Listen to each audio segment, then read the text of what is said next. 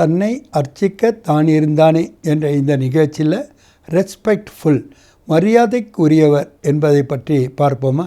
அவ்யக்த பாப்தாதா இதை பற்றி நிறைய விஷயம் சொல்லியிருக்கின்றார். அவர் ஒருபொழுதும் யாரையுமே டிஸ்ரிகார்ட் என்பது பண்ணவே இல்லை. நார்மலாக சொல்லுவார், பெரியவங்களுக்கு நீங்கள் மரியாதை கொடுங்க, சின்னவங்களுக்கு அன்பு கொடுங்க. இன்னொரு இடத்துல சொல்கிறாரு, எல்லாரையுமே நீங்கள் பெரியவராக கருதுங்கள்.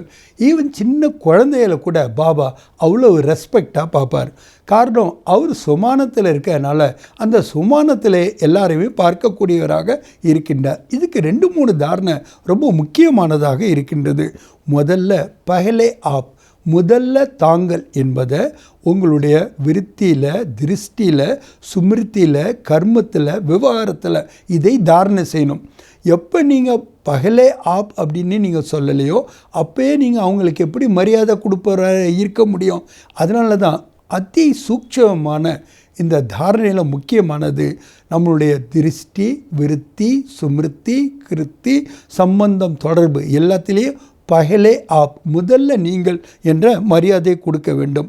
அதே மாதிரி எவ்வளவுக்கு எவ்வளவு நாம் அதிகாரிகளாக இருக்கின்றோமோ அவ்வளவுக்கு அவ்வளவு நம்ம சத்துகாரியாகவும் இருக்க வேண்டும். ஆக அதிகாரிக்கும் சத்துக்காரிக்கும் பாபா பேலன்ஸ் பண்ணுறார். சத்துக்காரி என்றால் மரியாதை கொடுப்பவர்களாக, ரிகார்ட், ரெஸ்பெக்ட் கொடுப்பவர்களாக இருக்க வேண்டும். ஆக முதல்ல யாருடைய கருத்துகளுக்கும் அவர்களுடைய ஒப்பீனியன், ஐடியாக்களுக்கும் நாம் ரெஸ்பெக்ட் கொடுக்கக்கூடியவர்களாக இருக்க வேண்டும். அது நடைமுறை சாத்தியமாக இல்லாமல் கூட இருக்கலாம், அது அனுபவம் அற்றதாக கூட இருக்கலாம், ஏன் அவர் தவறானதாக கூட இருக்கலாம். ஆனாலும் அவர்களுக்கு நாம் அவருடைய கருத்துகளுக்கு மரியாதை கொடுக்க வேண்டியது அவசியமாக இருக்கின்றது. அதை நம்ம ஏற்றுக்கொள்கின்றோமா அல்லவா, அல்லது அதை நாம் நடைமுறைப்படுத்துகின்றோமோ அல்லவா என்பதெல்லாம் கேள்வி அல்ல. அதனால தான் நமக்கு அவ்யக்த பாப்தாதா இதை கற்றுக் கொடுத்து கொண்டிருக்கின்றார். ஒருவருடைய கருத்துக்கு, அவருடைய ஐடியாவுக்கு நீங்கள் மரியாதை கொடுப்பது தான் அவர்களுக்கு மரியாதை கொடுப்பது. வெளிமுகமான மரியாதை இல்லை, உள்முகமாக நீங்கள் கொடுப்பது. அதனால தான் பாபா சொல்கிறாரு, இந்த ஒரு ஸ்லோகனை நீங்கள் நடைமுறையில் ஃபாலோ பண்ணணும். நான் என்ன செய்கின்றேனோ அதை பார்த்து தான் பிறரும் செய்கின்றார்கள். நான் என்ன சொல்கிறேன், எல்லாம் நினைக்கிறேன், என்ன செய்விக்கிறேன், அதெல்லாம் பார்த்து ஏன் செய்ய மாட்டாங்க. ஆனால் நான் என்ன செய்கின்றேனோ அதை பார்த்து தான் பிறர் செய்கின்றார்கள். ஆக நாம் முதல்ல எக்ஸாம்பிளாக இருக்க வேண்டும், அதாவது மரியாதை கொடுக்கக்கூடியவர்களாக இருக்க வேண்டும். ஆக எந்த ஒரு வேறுபாடு வித்தியாசமின்றி அனைவருக்கும் நாம் மரியாதை கொடுப்பவர்களாக இருப்பது தான் மரியாதை பெறுவதற்கு ஆதாரமாக இருக்கின்றது.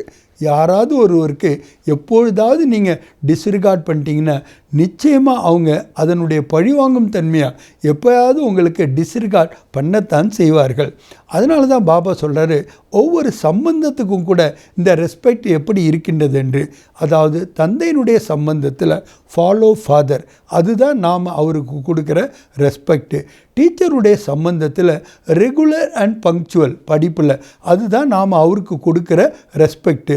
சத்துகுருனுடைய சம்பந்தத்தில் தேகம் முதற்கொண்டு அனைத்து தேக சம்பந்தங்களை மறந்து நாம் ஒருவருடைய நினைவில் இருக்கிறது.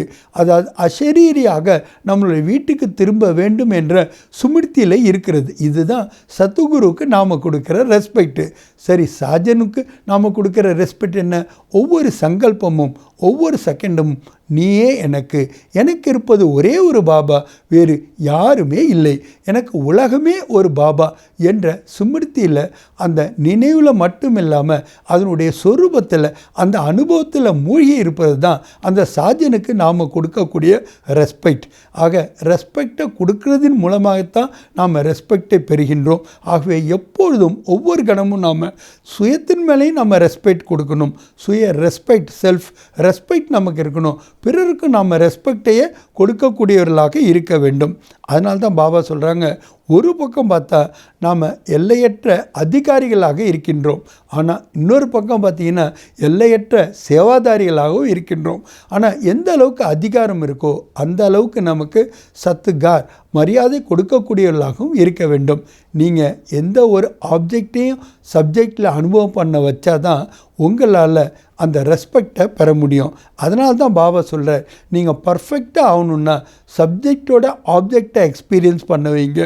யார் ஒருத்தவங்க பர்ஃபெக்டாக இருப்பாங்களோ அவங்க எந்த ஒரு எஃபெக்ட்டுமே ஆளாக மாட்டார்கள். நல்லது. ஓம் சாந்தி.